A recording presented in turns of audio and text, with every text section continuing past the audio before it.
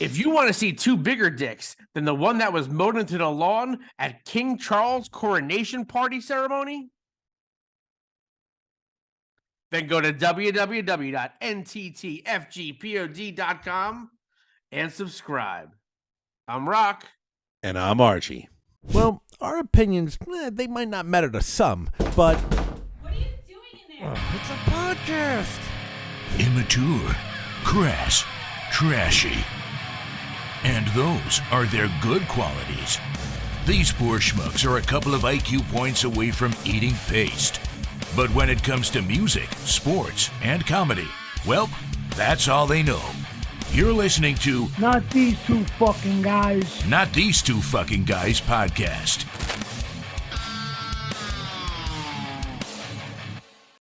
Yo, Rocco. What's up there, home skillet? Yo, you're a big wrestling fan, my friend. One of the biggest I know. You bet your ass. Do you remember in the 80s, and for some of our listeners, I apologize, we're going back so damn far. What the fuck is the 80s? Do you remember a wrestler or a wrestler's manager who had an elastic band around his goatee? I sure do. What would be his name, Rocco? A fellow Paisan, Captain Lou Albano. All right, you're exactly correct. Captain Lou Albano was the first person in wrestling I saw integrate with music, with outside of wrestling. And Yes. Where, my friend, did he appear? He appeared, which pretty much sparked a rock and wrestling connection between WWF at the time and MTV. He appeared in Cyndi Lauper's video for Girls Just Want to Have Fun. That's right. And I remember being a kid, and I think that came out in 84, I'll say. 83, 84. I Yeah. remember a little boy going, "That's Captain Lou Albano. What's he doing in this? What? How is that even possible?" Yeah, it's Zooks. So, Girls Just Want to Have Fun. I think it was 1983. Captain Lou Albano appeared in the video. It was probably, I think, one of the first music videos. Not one of the first. It was one that was when MTV hit its boom in like heavy rotation. Of a primitive video at its time. And I remember seeing wrestlers own Captain Lou Albano in it. Anyway, but I thought it was pretty cool. Cyndi Lauper. Now, I never knew. First of all, I never knew how good. I should use a better word. How seasoned. How powerful her voice is. Yeah. Like you. If anybody knows Cyndi Lauper, they're like, oh, that's like that bubbly. Na na na na na na na. Girls Just Want to Have Fun, which is a great pop 80s hit. But Yeah. you think of like maybe it's like Cyndi Lauper. She does belt a lot of notes in that song, though, I must say. Yes, but her voice is fucking amazing. Yeah. Her voice is fucking amazing. 100%. So I just read that this year, I think it's June 14th, the Tribeca Film Festival, there's a documentary coming out about her. Really? Yeah, I thought I'm pretty intrigued. I would like to see how well this goes over. I would like to see it. I mean, a lot of people think like a pop star, and maybe she just made it out of luck. But she's a woman from Queens that had some trials and tribulations, and she came from some shit, and she saw some shit, and I want to see that shit. I always equate it so like as far as singing goes, right? Just take singing. So in the 90s it was like Britney Spears, late 90s Britney Spears and Christina Aguilera. Right? Yes. Britney Spears, much more known and popular, right? Yeah. Christina Aguilera, 10 times better singer. Oh, Not even fucking close. not even in the same Ballpark. So back in the mid 80s, I tell you that to tell you this. Cyndi Lauper and Madonna. Yeah. Madonna, much like Britney Spears, much more popular. Yeah. Cyndi Lauper, 10 times, fucking 20 times better singer than Madonna. Absolutely. Absolutely. And now, Christina Aguilera and Cyndi Lauper, fantastic careers, wildly popular, right? But like Britney Spears is kind of iconic, so is Madonna. Yeah. But Cyndi Lauper, way better singer. Like not even close. I agree. I agree. And that was always like the competition back then.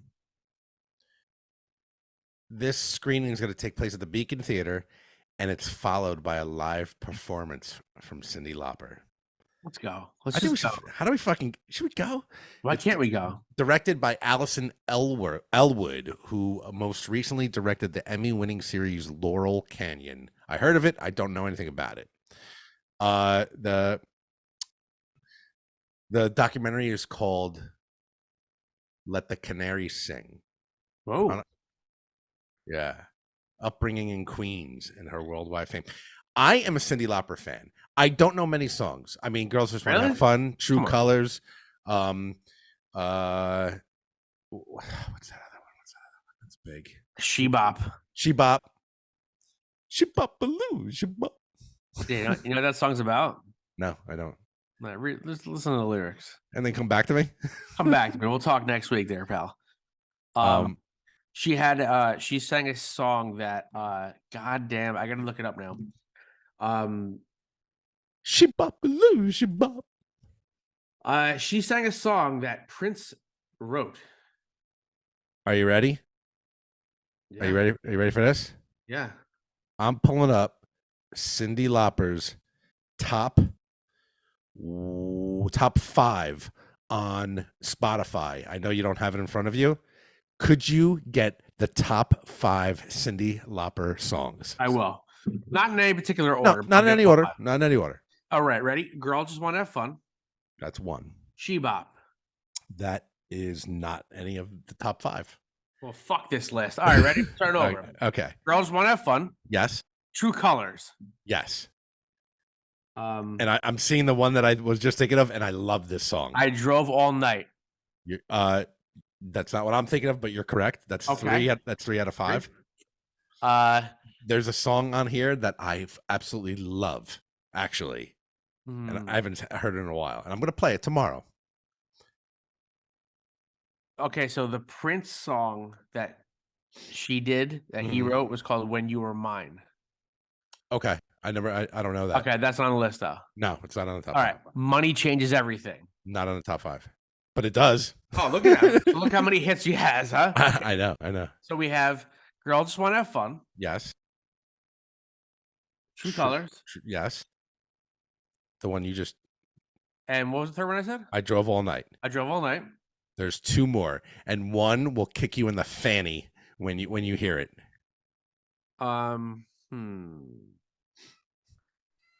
not gonna check the World Wide Web. Don't check the World Wide Web. I don't know the 5th one. True Colors. But I'll tell you what. True Colors got 206 million plays. Yeah. Girls Just Want to Have Fun has 856 million plays. Christ. And 800 million of that are cover bands in New Jersey trying to play that song. All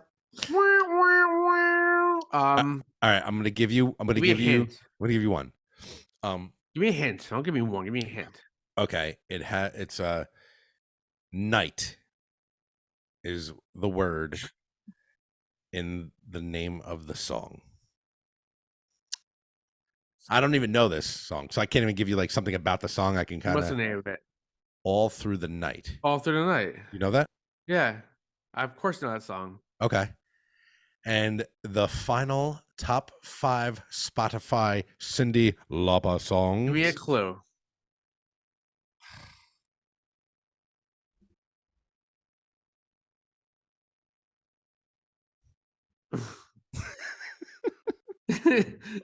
What time is it? Yeah. Time. Lying in my Uh, bed. Oh, thank God you're time fucking after time. time after time. That's number 2. So girls just want to have fun. Time after time. True colors all through the night. I drove all night, which I'm gonna brush up on after this. But Cyndi Lauper, the final question for Lauper's Corner is Rocco. Lauper's Poppers. How old is Cyndi Lauper? All right, ready? If you had to guess. If I had to guess, Yes. so Holy shit. Wow. All right. Yeah, I guess that would be that. I'll shut up. Carry to 1. Hang on. 35, You can't use your toes. 45, 55.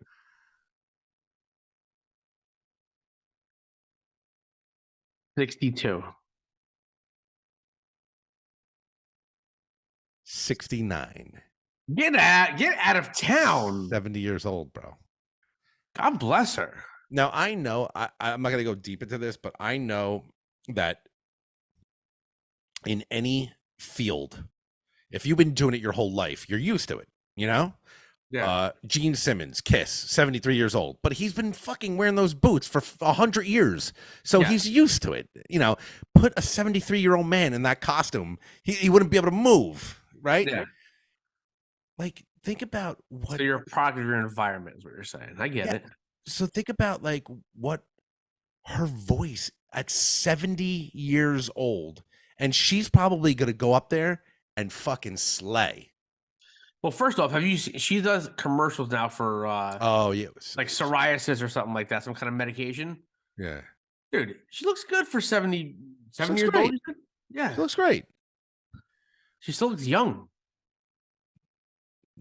Yeah, that's insane, dude. That's crazy. I'm just very I can commemorate her for showing her true colors. Here we go.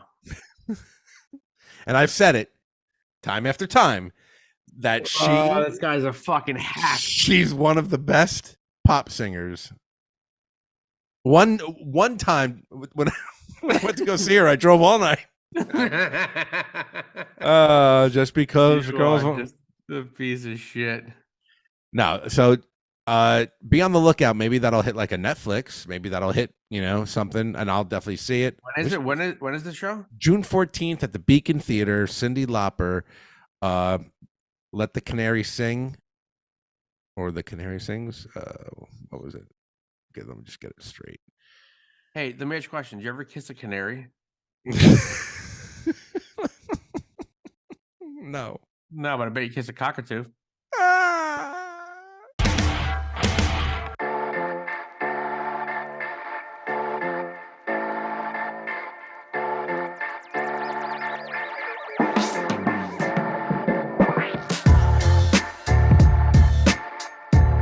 Yo, Rock.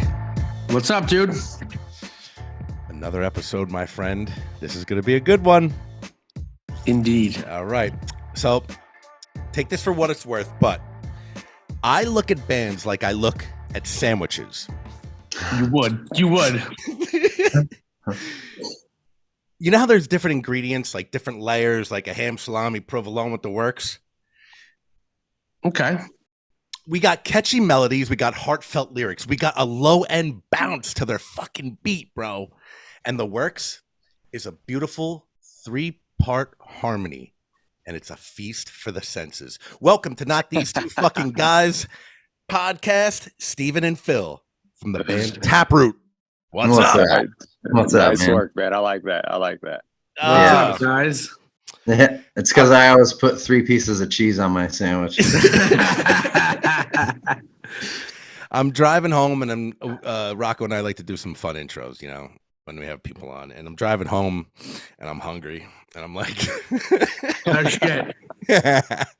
and I've been listening to your music all day at the gym and shit, and it's just a fucking blast from the past. It's so much fun, so much fun. When I think of Taproot, I just think of it was good time. 97, 98, 2001, and the music that you guys put out was just fucking ridiculous. Well, thank you. But we're here today to talk a little bit about Scissors.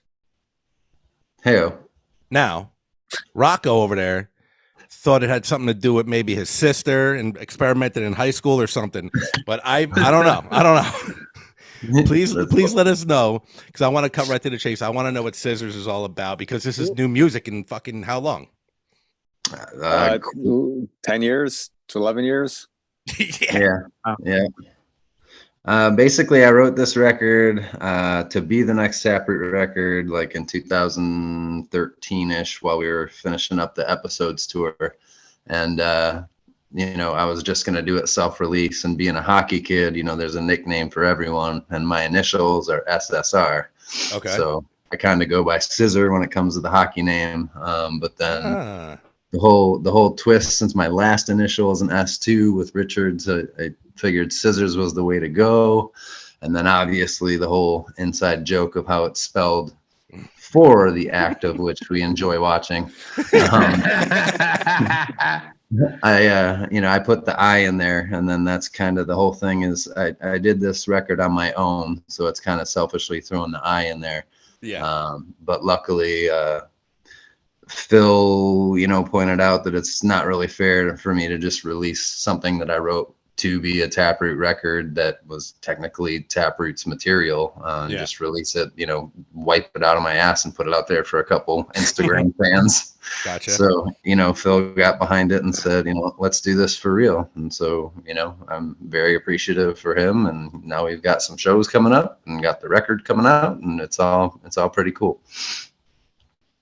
Man. Very exciting time for you guys. So what you're saying is, Steve, it's like a lot of layers, like a sandwich. Right? That's Yes. Yeah.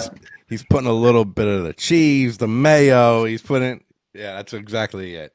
Yeah, I had the 3 slices of cheese, a little bit of chunk, but then Phil brought in the bread and the dressing. That's awesome. And that's what everybody should bring a little element to the band, and that's what makes your sound, right? Yep. So I heard about a month ago? Victim play. Victim I play, yeah. VIP. Fuck. That's good. Thanks. Yeah, man. Really good. Like if that's what somebody would like, who is this band? I mean, obviously I know your sound, so it's like I would pick you guys out. But like if you would describe what you guys would sound like that somebody had never heard, I would give them that song. Like that's there's all your elements, most of your elements in that song. You know what I'm saying? Yeah, for sure. That was the when I wrote that, it was literally supposed to be like, all right, you still don't think we got it, and here's your new opening song that you'll go ape shit to. So I love it. And not to get off track, but like that's the same thing that I told. I don't know if you guys heard it. Same thing I spoke about last podcast with Rocky was Stain's new song. I don't know if you heard of Stain's new song. Every fucking element that band brought out is in that song, and I'm loving it now. Like, that's fucking great. Yeah. I haven't heard it, but that's awesome. I'll check it out for sure. Yeah, man. Yeah, I've had some people tell me to check it out. I haven't listened to it yet either. To be honest, it was like something like, how like Aaron went like a little country. Like a little country. It was like someone said to him, you can't write for Stained anymore. Stop it. And he was like, oh yeah? Watch this. Like that type of shit. And that's like somewhat what I'm hearing with that song. Fucking, it's dope. Can you tell us a little bit why did you release this one? How much of the album is written? Is it done, mastered, mixed? Are we waiting? What's the status with it? We released VIP. That was the first one to get mastered. I think I might want to revisit that one a little more. but that's the first mastered one. We're working on mastering the rest of it. There's 10 songs written. It's pretty much ready to go. I just have to fix a couple things in the mixing to get it more compatible to the mastering guy that we're going through.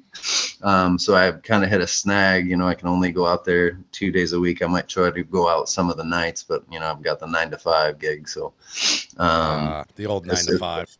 Yeah. As soon as I can get that done, which is, we need to have it done because we want to, get the artwork and get everything set and ready to go before we start doing, the actual stuff we're going to be doing. Yeah. Got it. And we gave ourselves a release date of September 29th. So that kind of is a deadline. Okay. Yeah. You guys put a deadline on yourself, so okay, well, we got to keep things moving here. So yeah, we got to do it now. There's no going back. There's no procrastinating. How do you feel, Phil, about about this latest? Dude, I love it. I love it. I've been hearing songs for the past, 10, 11 years that Steve's been doing it. And I've been excited about it since I first started hearing what he was doing with it. And I keep talking about I can't wait for everyone to hear more and more of the tracks because I think people are really going to dig it. We got some real awesome songs on here. Oh, man, that's awesome. Dude, can't wait. I agree. Yeah.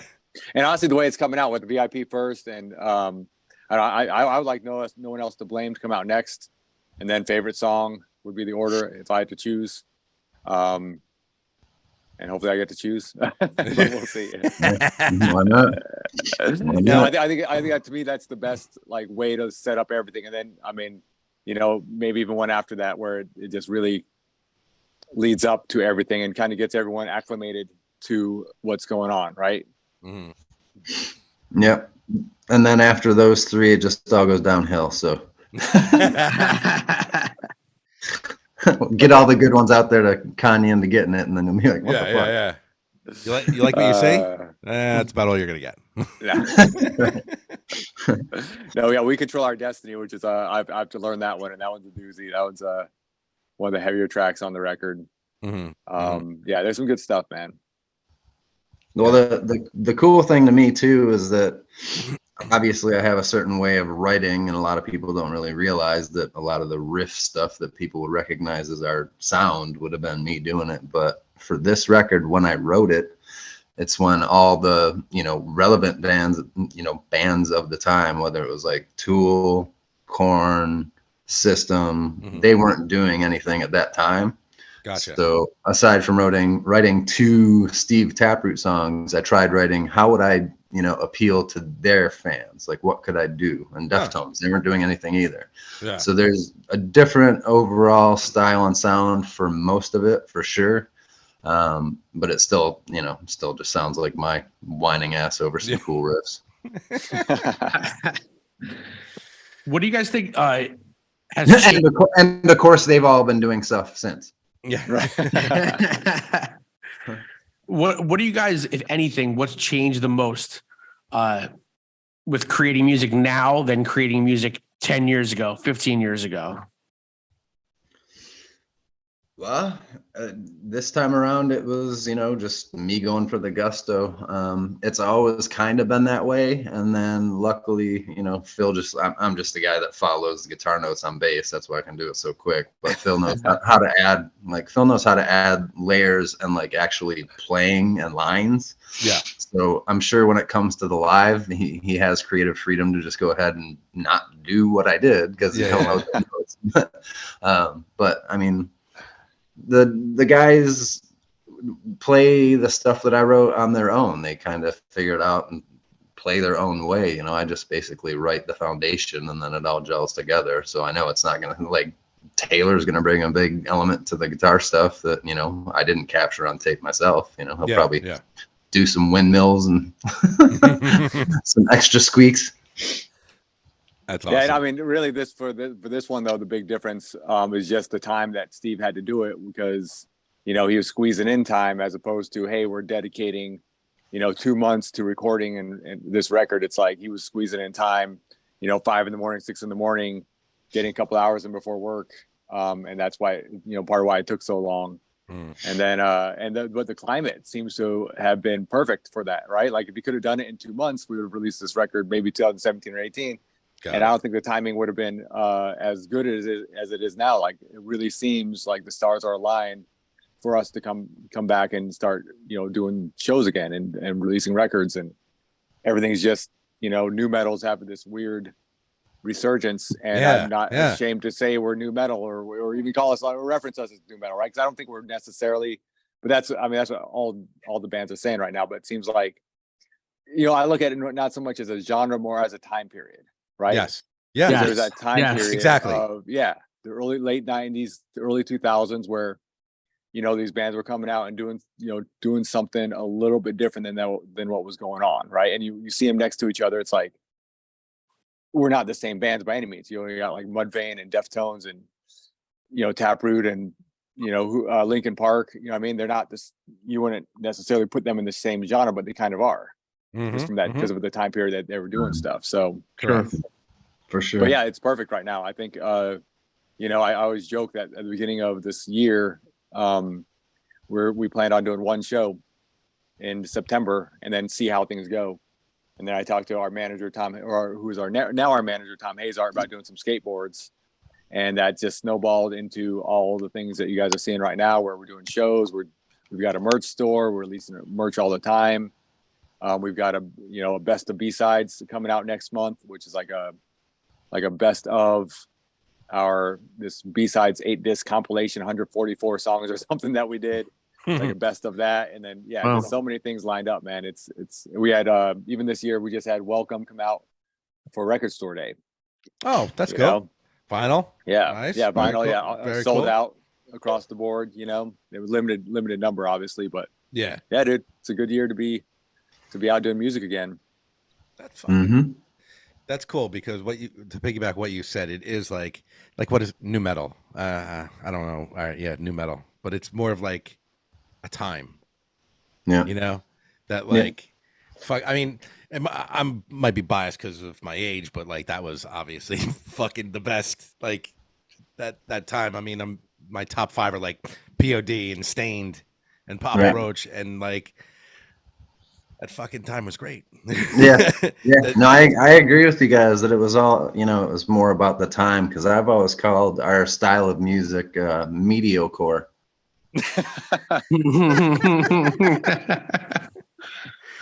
That was good. That's good.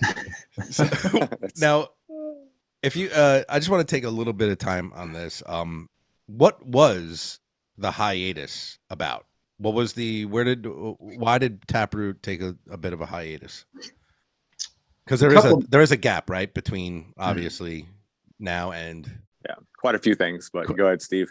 Yeah, a whole bunch of stuff. There were issues and turmoils within the band, but at the same time, I started having health issues myself, and then my mom did too, and she passed away. Sorry to hear that. Sorry to hear that. Oh, that's okay. I'm glad she did. She was in a rough spot, so I talked her into it. But so it was. It's true. I gave her a push. That's all. Kind of, yeah. No, I mean, I grew up Christian until I was 8, and then my grandpa died on the church stairway, so Christianity went away forever and ever. But on her deathbed, when I talked her into going, I was like, "Do you want someone to come in and read you the rites?" And it wasn't the police; it was a minister. Gotcha. So, but there was turmoil. I had some health issues. My mom. And then obviously we all kind of just started having like families, and everything kind of just went apart. But at the time of my mom's passing, that's when I kind of realized that I needed to vent, and B, this material had been sitting around forever and people have wanted to hear it. Both of the fans. Yeah. Both the fans. Both. Yeah. Yeah. They both wanted to hear it. As I say on our podcast. All right. All 3 of you out there, that was Taproot. No, there was 4.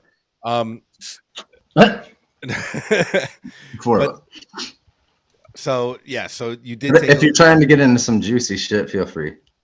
I mean, hey, listen, I don't know how much you want to talk. I mean, how juicy do we want to get? And what was going on with the band? Why weren't we around? Why weren't we showing the love of Taproot for all these years?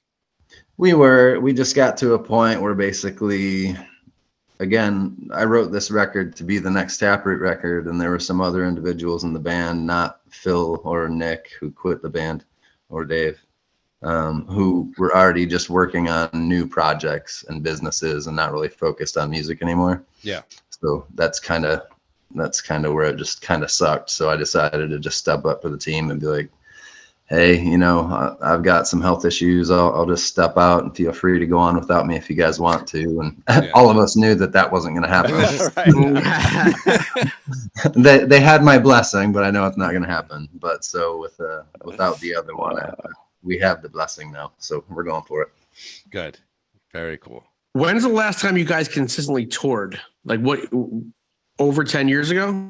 Yeah, 2013. I want to say December of 2013 was our last, like the end of our last tour, something like that. I could be wrong, but around there. And then we did a few spot shows. We'd had like our first show without Mike.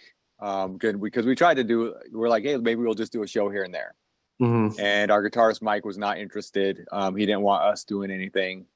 But we're like, why wouldn't we? You know what I mean? It doesn't mean we're doing a lot. And we literally just did the one show. I want to say in 2015, we did one show and nothing for a while.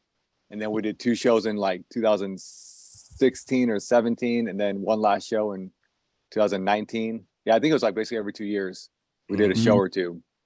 And yeah, well, you know, we had Dave Lizio on guitar at that time, formerly of like Nonpoint. And you know, and then I thought that was it for me. I mean, after 2017 or 19, whatever year it was, I had told Steve as he's doing this record, man, find yourself a different bassist and, you know, move on. I've got family. I can't be touring. I knew I couldn't tour. Yeah. But when all this and really just this one show was like, yeah, you know, this one show, Blue Ridge Rock Festival, sounded like, you know, just another kind of fun thing. Do the one show and see what happens. And then again, talking to Tom, who'd also quit the music industry. Once we got talking and we kind of got, you know, excited about things again, and he got me excited, and it just started to make sense again. And when we started talking about doing shows, he was like, dude, there's an audience out there for you guys. They really want you guys out there. And so we booked two. We only planned out, we said we're going to do the Friday, and if it sells out, we'll do the Saturday at the Machine Shop, which is our hometown. Yep. And so when those went on sale, or when the first show went on sale, it sold out in less than 30 minutes, like 25 minutes. Wow. That's awesome. Yeah. And so that kind of really just opened my eyes to like, oh, wow, Tom has his pulse on the industry better than I do. Because I had no idea that there was this whole resurgence and people were interested in, you know, bands like ours again, you know? Yeah. And then we sold out the second show in about 35 minutes. So between the two shows within an hour. And then the third show is really close as well. So we had, that's a Sunday night. You know, we weren't even planning on the third show. We're like, oh, why not? Let's go for it. You know, go for it. We also knew a lot of our fans didn't even get tickets that are from that area because of that. You know, so we figured might as well do the third show so that kind of everybody that wanted to see us could come out and see us. Yeah. So and then from there we just kept adding shows, kept getting offers, and next thing you know, I think we're up to like, I don't know, maybe 16 shows or something over weekends though. I still get to, you know, get to be around my family, work my job, and then just kind of take off of Thursday and Friday, use up my vacation hours and go play Rockstar for some weekends. So how do you do that now? How do you like turn it on, turn it off? We'll see. I mean, when you say literally, how do we do it? We don't have vehicles yet. I've still got to get. We don't know how the fuck we're doing it. My bass is tuned up and everything. Figure out how we're gonna do it. We don't know. Yeah, but we'll figure it out. You know, I've got ways to make it work. You know, I've got plans. I just got to pull the trigger and get closer to it. Something to almost what Rocky's alluding to, I think, in my mind, is that behind every rock star is sometimes a supportive family, because you have to have a supportive family behind a rock star if you're going to play both ends of the, you know, just because I mean, I'm not a rock star and I try to go rehearse with Rocky and it doesn't happen too much. Yeah, right. I got two little ones at home, but how are your family lives? I mean, do we have good support from them, obviously, or is it like Oh, you're gonna go play that fucking guitar again? The fact that we're gonna make some money on this run helps. You know what I mean? Bringing home some extra, Christmas money or whatever you want to call it is gonna be helpful. But yeah, and the fact that it's just weekends. You know what I mean? It's not gone for months at a time helps a lot. It's still not ideal for the family because my wife, she's gonna have to take care of both kids for extra days. I'm actually gonna miss. They're both playing football this fall, and I'm gonna unfortunately. And that was a new thing that wasn't talked about. Probably good things. I might not have, booked the shows if I knew that. But now that the shows are booked, it's like I can't. I'm not gonna back out, and I'm probably gonna miss some stuff. But it's worth it, man. It's gonna be fun, man. And so we also have our original drummer Jared back in the mix. Cool. Which is great. He and I work for the same company, with different states, but same company, which is cool. And then Taylor is our new guitarist, and we've known him for, over 10 years now, actually. His old band toured with us on some of our last shower He formed a band with our newest guitarist Dave Coughlin, newest drummer Dave Coughlin, who's now the drummer for Sponge. And we'll also be playing a couple of these. It's a lot of, and the guys from Sponge has helped mix and are mastering this record, I think, right? In theory, yeah. And So Andy and Tim. So it's this whole family affair that kind of everything's mixing together nicely. Hopefully. Very cool. Very cool. Yeah, I am the supportive family. I support myself. Yeah, I don't support them as much as I need to. No, I mean my wife literally gets off at the fact that like we're the only band she didn't know of with like Korn and Biscuit and all that. Like I've never heard of you guys. What the fuck? I'm like, I don't care, but she enjoys going to the show. Her first show was she was pregnant with our now 5-year-old at the machine shop, and she had a belly out, and she was having fun. She'd never been to a hard show like that, but she enjoyed that. But she hates me playing music. I'm like, I literally just brought a guitar home 2 weeks ago to try to start remembering how to do this, and then I'm just now realizing that the tuning on the baritones that I played on this record are different than the old albums. So I got to figure out if I can get a spare baritone or if I'm going to have to like do a 5-string tuning change in the middle, like pew, pew, pew, pew, yeah. Ping, ping, ping, ping.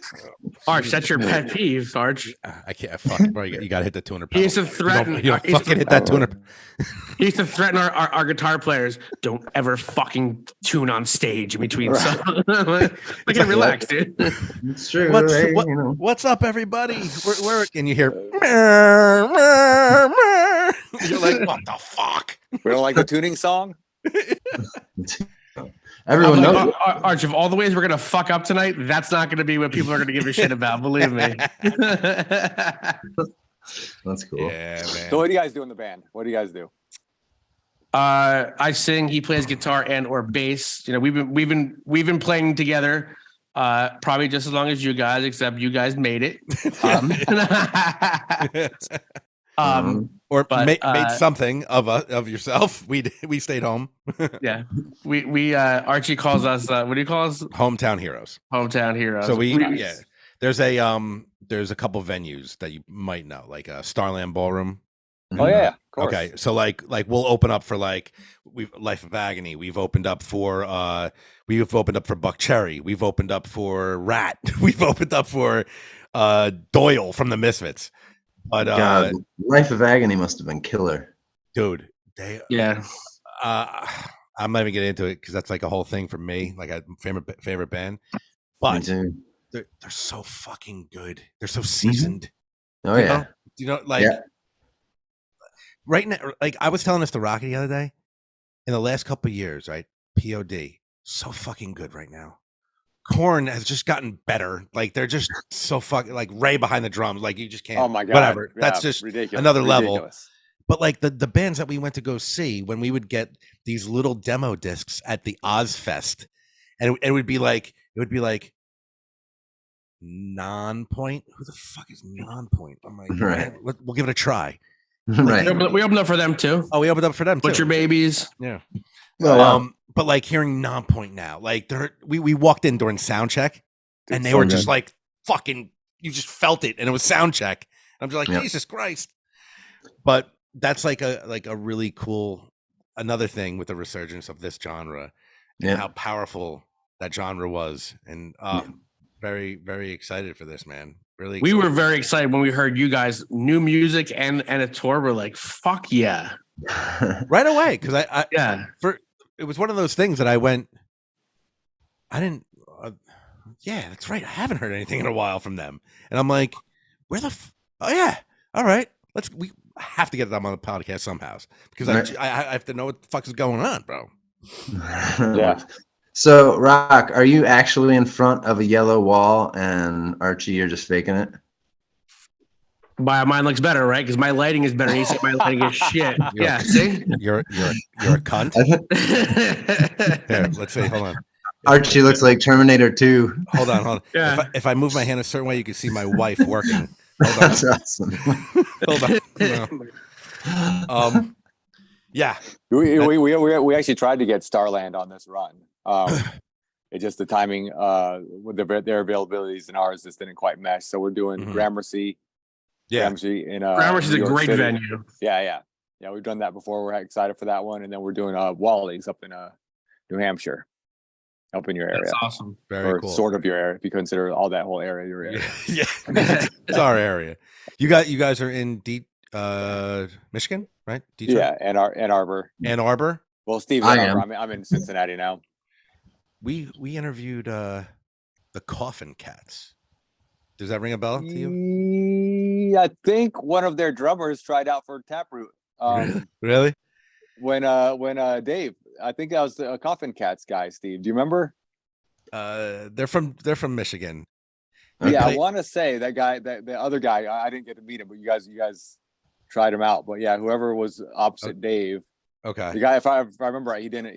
He said he only kind of listened to the songs on the way. And again, if I'm mistaken on who it is, then I have no idea. I could be wrong. Bro, I've heard Poem. We're good. Yeah. we just do me a favor, start it, and I'll come in. Right. It's just a guitar riff. It's a guitar riff, and then do a Nirvana and drum intro, and we're good. Right. You're like, yeah, I've heard this. I know this. Yeah, cool dudes from Michigan, and a really fucking cool band, like a punk rockabilly, like that type of stuff. Yeah, very, very different. Yeah, cool dudes. And you guys looks like you guys will be at Gramercy Theater in New York, November 4th. Arch, let me ask you a question. Here we go. Is that enough time for you to get a permit to go out that night, or what? You're a piece of shit. Yeah. Yes. They were actually going to ask us to open, but they know that you can't get a fucking babysitter and your wife won't let you out. So come on.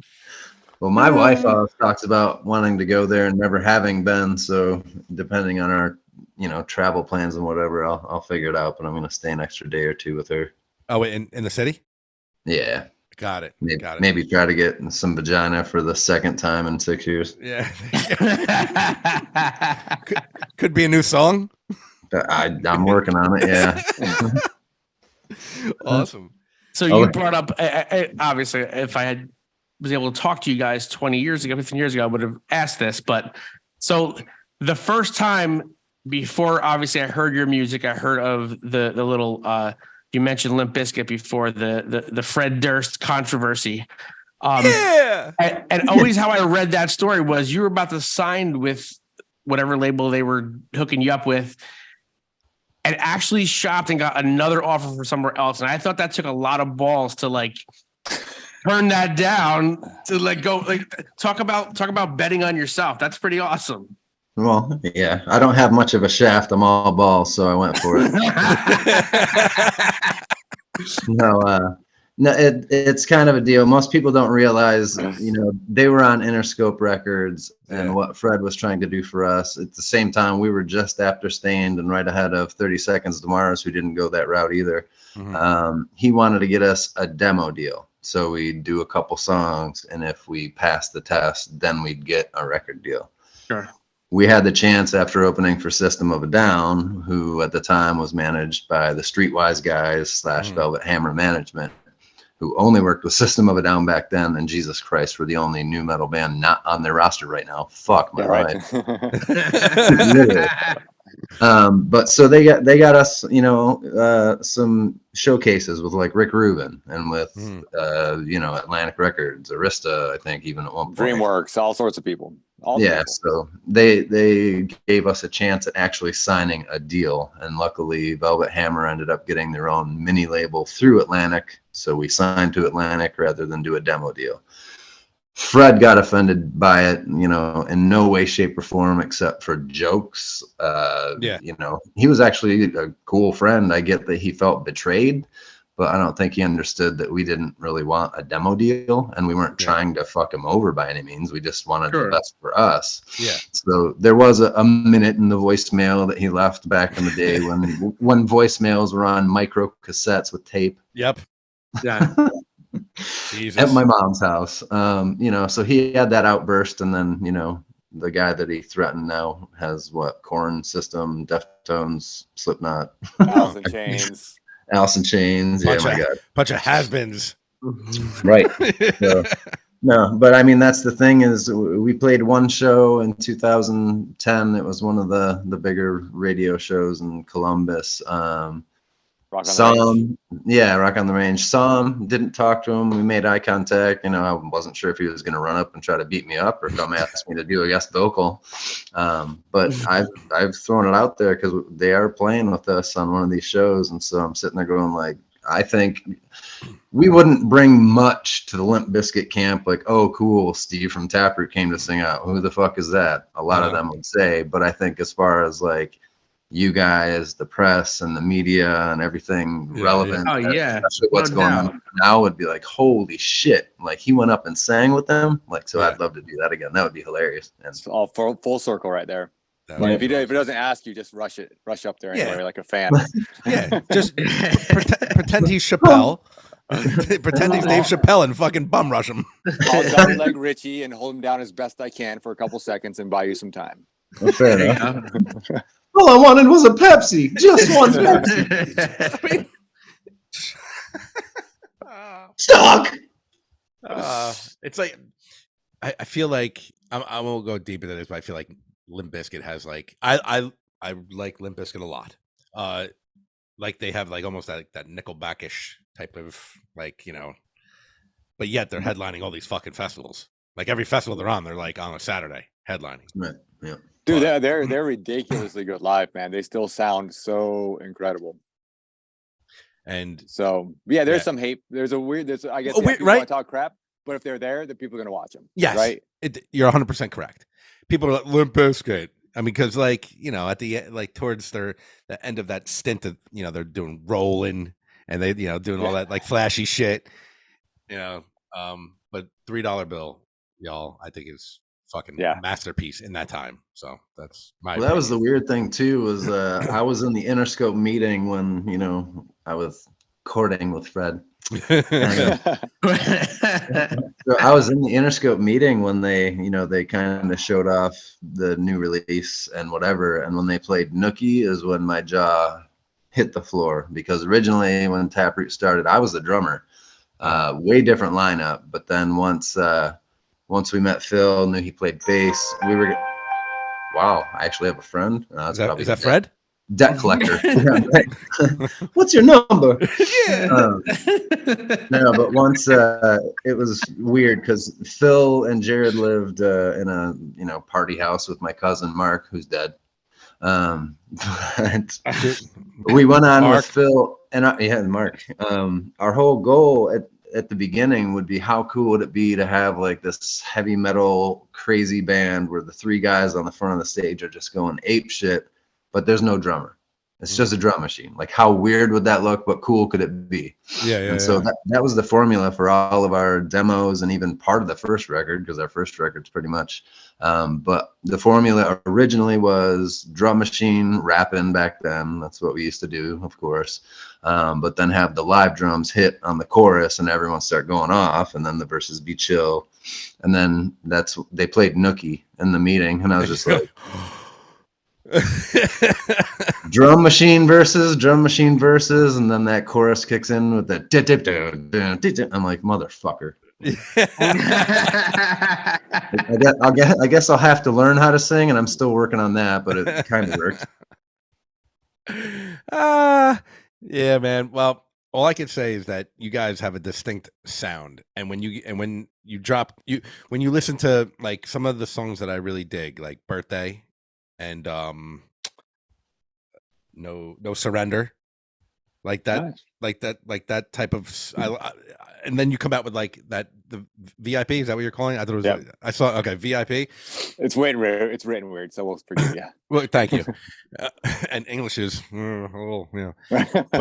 but the sound, you obviously, what's the first thing you hear? Your voice, your vocals. You judge vocals first. I mean, that's just my opinion, but like, and you hear your sound, and Taproot's back.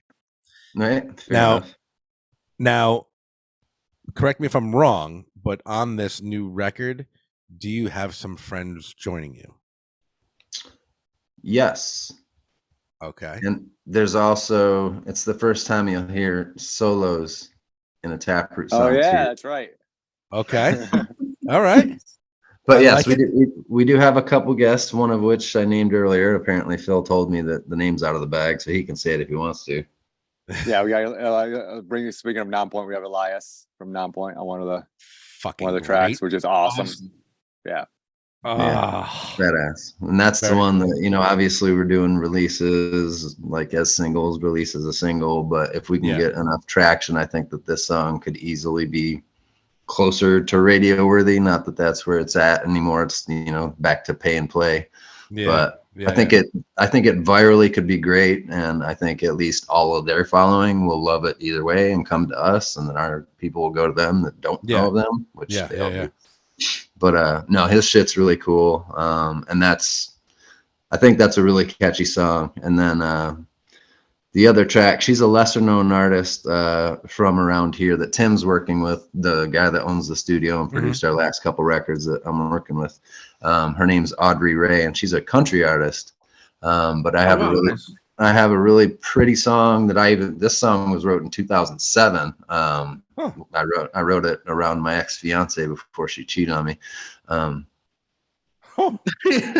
And that's what fills his fuel. Fills his fire. You get it. Yeah. So at first it was like I think Phil loves the song, or he's known it forever. But so it was always just me singing. But then I was like, man, how cool would this be if it was like a duet? And so it kind of worked out really fucking cool. And she's a really cool artist. Look her up, Audrey Ray, RAE. I will. That's awesome. Her and solos on a song will bring that's like I said, everything. It's my Poison's Every Rose Has Its Thorn. Yes. It's all over again. They hadn't done shit either at the time. So here you go. It's funny you say that, because this morning I drive the kids to school, and I played Ride of the Wind for my 2-year-old and my 4-year-old. Hey. And they're like, I like it. That's awesome. Like it. I'm like, you want to know what? Awesome. I like it too. And I don't realize how many Poison songs I really do like, actually. Right. It's harsh to admit, but it's something that before we let you go, just something that I just wanted to say, because it was obviously going back, it's a big time for us. Rock, do you remember like K-Rock back in the day? Yeah.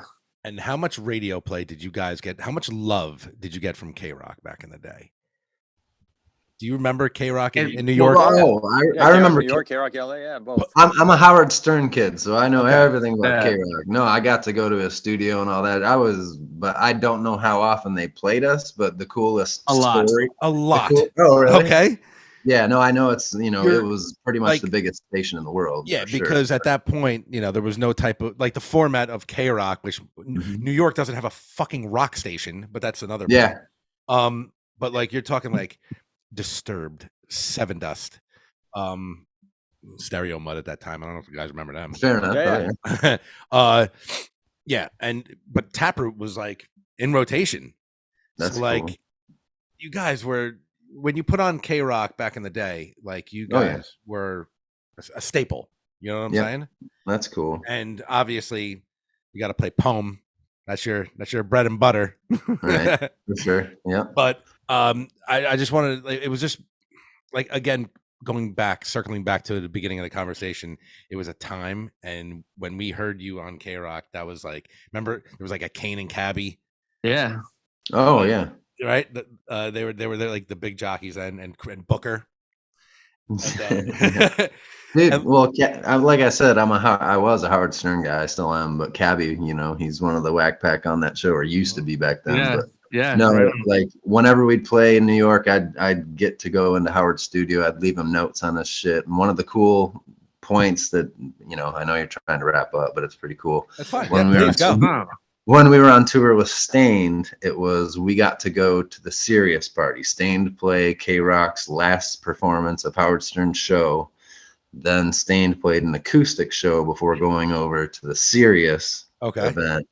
And so we got to hang out with all the Whack Packers. Sheryl Crow and Martha that's awesome. Stewart were on Yeah. the stage introducing Howard. So we got to go from the introduction to Sirius from K-Rock. Obviously it sucks that he left K-Rock. That was probably the beginning of the end for them. Yeah. But like that was like a cool, I never really think about it much, but when you brought it up, like how cool is that especially for me being a Howard Stern fan, like he was my dad growing up since 13 when I found him. Mhm. So like I got to be a part of that, and that was huge Yes. to me. awesome. And then we also know everyone from, where was it, Phil? Seton Hall? The Yeah, Pirate yeah, Radio? SOU. and WSOU. Yeah, WSOU. Yeah, that a bunch of them went to Sirius Radio. Yeah, they took over Sirius. That's fucking great. And that Jose, station, Kayla, that station's yeah. still going now, man. Yeah, Kayla, Jose. I'm blanking on the other names. I don't know. Back But in yeah, the day, there was a but Jen, yeah. Jen Kaiser at SOU. I don't know if that name Yeah, yeah, rings yeah. a bell. Yeah. Oh yeah, yeah. Yeah. And God, there's one guy in the picture, and I can picture his face. Dark hair, a little heavier set. Cute. Real cute. Yeah, Really yeah, huggable. Yeah, little bit of bearding. yeah. Can't remember his name. Damn it. There's a local club. We don't have that many clubs out in Jersey right now. Actually, some fucking closed after the pandemic. But there's a club called Dingbats in Clifton. Yeah. Which they come around. Like we get some pretty good acts that come around. Around that way. I remember I went there like on a Tuesday night many years ago, and Jose was doing he was like an every Tuesday night guy. Just building the brand. Yeah. And I remember going up to him and like, "What's up?" And smelled like weed. So did I. But I just remember fucking, like he says, flying the flag for everybody, and fucking dope, man. Great times, guys. So- Archie talked about it real quick. Archie, I don't want to cut you off. No, Actually, I'm please not go gonna ahead. cut you off. He mentioned Poem, and obviously, like I'll say the majority of your fans, that was like oh my god. But I got to say this, and I mean this. Someone who has suffered from OCD and anxiety, specifically the first verse of that song, probably spoke to me more than I'll say any song I've heard, and that's not bullshit. That's like pretty sick. Where my 11-year-old daughter has a touch of anxiety. I made her listen to the song. I'm like, this is gonna make you feel better. I would listen to that song and I would feel better. And I swear to God, and that was to this day always in my rotation, but really spoke to me. That's cool. I appreciate that. I mean, that's the one thing that I do lyrically is like just express myself, and luckily a lot of the supporters let me know that they feel that way, because I'm not writing hooks too much. I mean, the poem was kind of a joke, but the verses are very, very serious. And so a lot of like even the lesser known songs, it's just me venting and being me. And then it's cool. Like it's not just people supporting me, it's almost me supporting them. Like, because That's how it feels. Yeah, like we share something, and that's what matters. I don't fucking care about anything else, honestly. Like I don't have friends, but when we go on tour, we know everyone, we talk to everyone, and that like makes me happy. That's Very awesome. good. That's Very awesome. Good. We appreciate you guys very much. Yeah. Thank you. Thank you very much for coming on, man. Can you please let everyone out there know where they can find you and that festival? September, is it coming up in September? Yes, the Blue Ridge Rock Fest is September 7th through 10th. We're not sure what day it is yet, but you go to our Facebook or taprootmerch.com has a bunch of our merch and information. We're on everything except Twitter, pretty much. We're not on Twitter too much, but we have a Spotify that we just took control of. We're on Instagram, all the things, but Facebook is probably the best one to converse and see what's going on. It's you can put the most information on there. So, dude, did we ever figure out who's running our goddamn YouTube page that we can never get? I think I got access again. I don't know who was posting those videos. I think it was I don't know. Fred Durst. Yeah. I don't know why. Yeah, anyone that had it, I don't know why I would promote the new stuff, which was cool. But if you do have access, I was getting kind of shit. Like maybe we should put some of the the new song and some lyric videos or something up because no one's able to find us or whatever. I don't know if I'm doing anything wrong, but I don't know if I saw the new song on Spotify. Not yet. It's streaming services on the 5th, May 5th. Okay. Yep. It was also with our Best of Besides. I think it's hitting streaming services as well. That same day. Very cool. And then Scissors is coming out September 29th. September 29th. Yep. And then all our shows are kind of in the August, September, October area or range. Yeah, we're playing like 6 album release shows before the actual album release. We'll wait till the 29th to show them, but yeah. Very cool.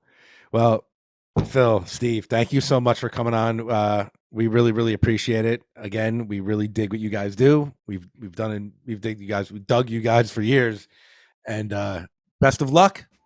I want to drag this guy out, and we're going to see you on November 4th. Hey, we're coming to Gramercy. Dude, fuck it. Man. Come on out. That'll be a good time. Right on. Ladies and gentlemen, let us know. Dude, thank you guys. Taproot, give them a follow. Listen to their new shit. Let it out, bro. All right, thank you guys. All right, man. Thank you. You guys. Have a great one. You too. All right. Back to drinking. Bye-bye.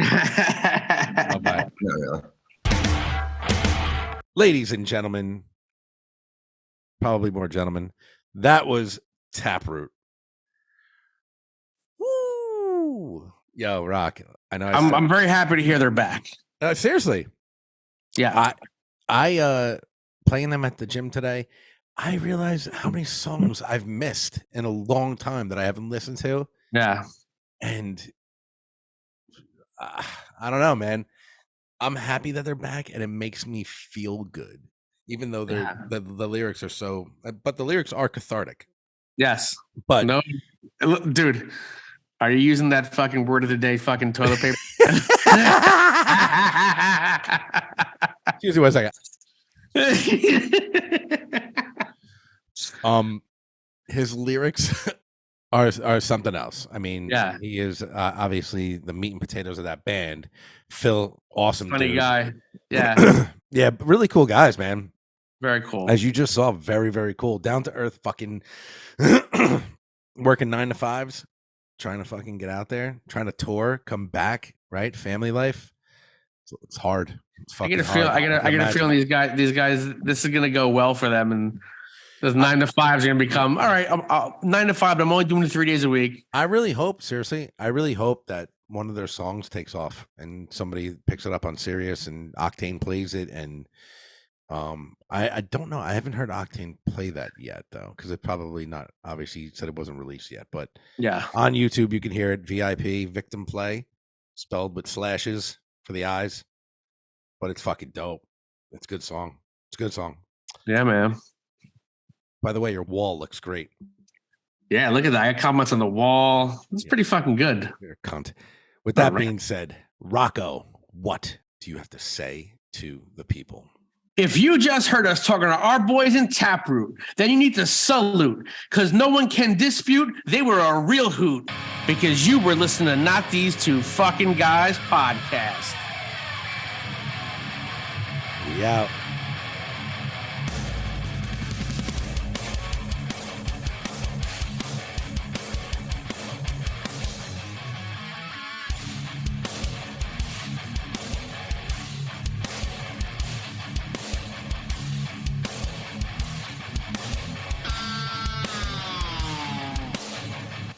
If you want to see bigger dicks, Yes, do it.